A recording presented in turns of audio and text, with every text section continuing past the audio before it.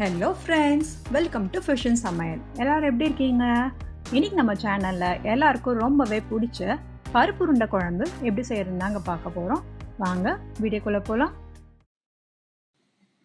First இந்த recipe செய்கிறதுக்கு 300 gram அளவுக்கு கடலைப்பருப்பு ஒரு 2லேருந்து 3 மணி நேரம் நான் நல்லா ஊற வச்சு எடுத்து வச்சுருக்கேன். இது இந்த அளவுக்கு பாருங்கள் ஊறி இருக்கணும். இது அப்படியே இருக்கட்டும். நெக்ஸ்ட்டு ஒரு மிக்ஸி ஜாரில் 1/2 கப் அளவுக்கு தேங்காய் எடுத்திருக்கேன். இதில் 1 டேபிள் ஸ்பூன் அளவுக்கு சோம்பு சேர்த்துக்கோங்க. சோம்பு சேர்த்து நல்லா ஒரு ஃபைன் பேஸ்ட்டாக அரைச்சி வச்சுக்கலாம். இந்த தேங்காயும் சோம்பும் சேர்த்து அரைச்சி வைக்கிற பேஸ்ட் வந்து இந்த குழம்புக்கு நல்ல டேஸ்ட் கொடுக்கும். நெக்ஸ்ட்டு ஒரு கடாயில் எண்ணெய் சேர்த்துக்கலாம். எண்ணெய் சூடானவுடனே 1 டீஸ்பூன் கடுகும் 1 டீஸ்பூன் சீரகம் சேர்த்துக்கோங்க.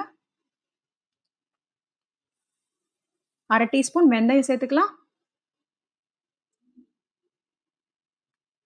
10லேருந்து 12 பூண்டு சேர்த்துக்கோங்க. இதில் 2 பெரிய சைஸ் வெங்காயம் பொடியாக கட் பண்ணி வச்சுருக்கேன், அதையும் சேர்த்துக்கலாம். கொஞ்சம் கருவேப்பிலையிலையும் சேர்த்து நல்லா வதக்கிக்கோங்க. நான் இன்னைக்கு உருண்டை உடையாமல் வர்றதுக்கு டிப்ஸ் சொல்லியிருக்கேன். வீடியோவை ஸ்கிப் பண்ணாமல் பாருங்கள். சப்ஸ்கிரைப் பண்ணலைன்னா சப்ஸ்கிரைப் பண்ணிக்கோங்க. இப்போ இது நல்லா வதங்கிட்டு இருக்கு. ஒரு பெரிய சைஸ் தக்காளியை கட் பண்ணி வச்சுருக்கேன், அதையும் சேர்த்துக்கலாம். சேர்த்து நல்லா வதக்கிக்கலாம். இப்போ வெங்காயம் தக்காளி நல்லா வதங்கிருச்சு. இதில் 2 டேபிள் ஸ்பூன் மிளகாய்த்தூள், 1 டேபிள் ஸ்பூன் மல்லித்தூள்,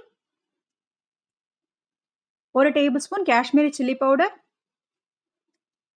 இதெல்லாம் சேர்த்து நல்லா பச்சை வாசனை போகிற அளவுக்கு வதக்கிக்கோங்க. இந்த குழம்பு எல்லாருமே ரொம்ப விரும்பி சாப்பிடுவாங்க. நான் சொன்ன ஸ்டைலே ஃபாலோ பண்ணுங்கள், ரொம்பவும் டேஸ்ட்டாக இருக்கும். நான் இன்னைக்கு ஒரு லெமன் சைஸ் அளவுக்கு புளியை கரைச்சி வச்சுருக்கேன், அதை இதோட சேர்த்துக்கலாம். இந்த குழம்பு கொஞ்சம் தண்ணியாக வச்சாதாங்க கரெக்டாக இருக்கும். நம்ம உருண்டை போட்ட உடனே திக்காயிடும், அதனால் கொஞ்சம் தண்ணியாகவே வைங்க. இப்போ இந்த குழம்புக்கு தேவையான அளவுக்கு உப்பு சேர்த்துக்கோங்க. காரமும் உப்பு உங்களுக்கு தகுந்த போல் சேர்த்துக்கோங்க. இப்போ குழம்பு கொதிச்சுட்டே இருக்கட்டும். நெக்ஸ்ட் நம்ம இந்த பருப்பை அரைச்சி எடுத்துகிட்டு வந்துக்கலாம். நான் இன்னைக்கு இதை 2 பேட்சாக அரைக்க போகிறேன். மிக்ஸி ஜாரில் பருப்பு சேர்த்துக்கலாம். பருப்பு தண்ணியே சேர்க்காம அரைக்கணுங்க. தண்ணி சேர்த்து அரைச்சிங்கன்னா உருண்டை வராது. ஃபஸ்ட்டு ஒரு பேட்ச் அரைக்க போகிறேன். இதில் 4 காஞ்ச மிளகாய் சேர்த்துக்கோங்க. கொஞ்சமாக சோம்பு சேர்த்துக்கலாம். இப்போ இதை குறைன்னு அரைச்சி எடுத்துகிட்டு வந்துடலாம். இந்த உருண்டைக்கு தேவையான அளவுக்கு உப்பு சேர்த்துக்கோங்க. இப்போ இதை அரைச்சி எடுத்துகிட்டு வந்துட்டேன். இதில் வெங்காயத்தை சேர்த்து நல்லா பிசைஞ்சுக்கோங்க.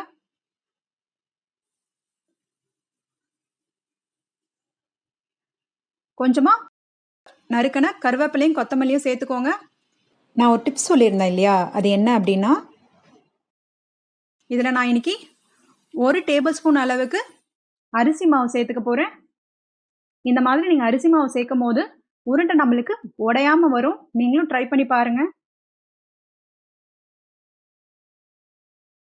நம்ம உருண்டையை வேக வச்சுட்டு சேர்க்கும் போது அந்த அளவுக்கு உருண்டை சாஃப்டாக இருக்காது. ஆனால் நான் சொன்ன மெத்தடில் ட்ரை பண்ணி பாருங்கள், உருண்டை ரொம்பவும் சாஃப்டாக வரும். இங்கே பாருங்கள், உருண்டை எவ்வளோ சூப்பராக ரெடி ஆயிடுச்சு. இந்த மாதிரி ரெடி பண்ணி வச்சுக்கலாம். பேலன்ஸ் இருக்க மாவை நான் இன்னைக்கு வடையாக ரெடி பண்ணிக்க போகிறேன். இப்போ நம்ம குழம்பு நல்லா கொதிச்சிருச்சு. நம்ம ரெடி பண்ணி வச்சுருக்க தேங்காய் பேஸ்ட்டை இதில் ஆட் பண்ணிக்கலாம். ஆட் பண்ணி கலந்து ஒரு 2 நிமிஷம் கொதிக்க விடுங்க. உருண்டையை ஒன்றா போட்டுடலாம். மீடியம் ஃப்ளேமில் கேஸை வச்சுட்டு ஒன்றா போடுங்க. உருண்டையை ஒரு 3லேருந்து 4 நிமிஷம் எதுவும் பண்ணாதீங்க. இப்போ நம்ம உருண்டை நல்லா வெந்துருச்சு. பொறுமையாக திருப்பி விட்டுக்கோங்க. அவ்வளோதாங்க. ஒரு உருண்டை போட்டு ஒரு 5 நிமிஷம் வெந்தால் போதும். நம்மளுடைய குழம்பு சூப்பராக ரெடி ஆயிடுச்சு. நம்ம கொத்தமல்லி தழையை தூவி சர்வ் பண்ணிடலாம். நம்ம சேனலை சப்ஸ்கிரைப் பண்ணலைன்னா சப்ஸ்கிரைப் பண்ணிக்கோங்க. லைக் பண்ணுங்கள், ஷேர் பண்ணுங்கள், கமெண்ட் பண்ணுங்கள். தேங்க்ஸ் ஃபார் வாட்சிங். பாய், see you.